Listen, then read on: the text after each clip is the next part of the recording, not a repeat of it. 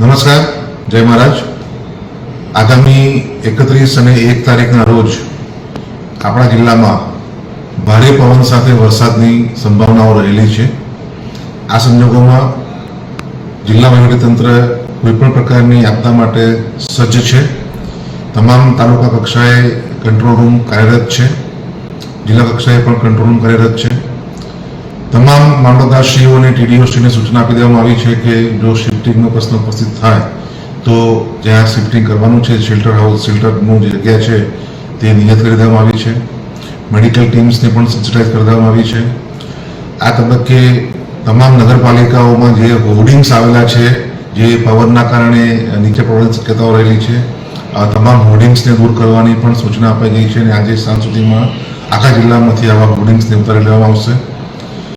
જે કોઝવેઝ છે ત્યાં આગળ પણ જો પાણી ઉપરથી વહેતું હોય તો નહીં જવા માટે તમામ નાગરિકોને મારી અપીલ છે. કોઈપણ પ્રકારનું દુસ્સાહસ કરવું નહીં અને અમે મામલતદારશ્રીઓને સૂચના આપી છે, કાર્યપાલક નિર્દેશકને સૂચના આપી છે કે આવા કોઝવે ઉપરથી બેરિકેડિંગ કરવામાં આવે અને જરૂર જણાય તો ત્યાં આગળ કોઈ પણ માણસ મૂકીને લોકોને એમાં જતા અટકાવે. જે સંસાધનો અમારી પાસે છે તે સંસાધનો જરૂર પડે તો ગ્રામ્ય કક્ષાએ બી અમે એને ડિપ્લોય કરી દીધા છે. ખાસ કરીને બોઇઝ, રોપ્સ, લાઈફ જેકેટ્સ, જે બોટ્સ છે, બોટ્સ પણ રેડી ટુ યુઝ કન્ડિશનમાં કરી દેવામાં આવી છે. શિફ્ટિંગના સંજોગોમાં જે જગ્યાએ શિફ્ટ કરવાના છે ત્યાં લોકોને પૂરતા પ્રમાણમાં જમવાની સુવિધા મળી રહે, પાણી યોગ્ય મળી રહે, આ તમામ સુવિધાઓ અમે ઉપસ્થિત કરી દીધી છે. અને જિલ્લા વહીવટીતંત્ર, તાલુકા તંત્ર, તમામ લોકો તમામ રીતે કોઈપણ પ્રકારની આપદા માટે સજ્જ છે અને કોઈપણ પ્રકારની જાનહાનિ ના થાય અને કોઈપણ પ્રકારની માલ મિલકતનું નુકસાન ના થાય તેના માટે આગોતરી તૈયારી કરી દેવામાં આવી છે. નાગરિકોને મારી ખાસ અપીલ છે કે તંત્ર તરફથી જે સૂચનાઓ આપવામાં આવે તે સૂચનાઓ ઉપર પૂરતું ધ્યાન આપવામાં આવે.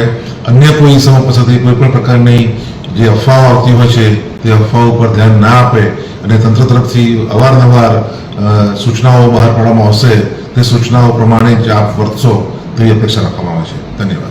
My school is one such future-ready school where I understand each and every concept taught in the class and don't rote learn, where teachers don't just use books and blackboard to teach but use new ways of teaching and learning like audiovisual learning, activity-based learning and group activities, which enhances my conceptual understanding. My school also teaches coding, which is an important 21st century skill. Not just that, I get an opportunity to showcase my skill on a national platform. And with all this, I acquire important skills that make me future ready and confident.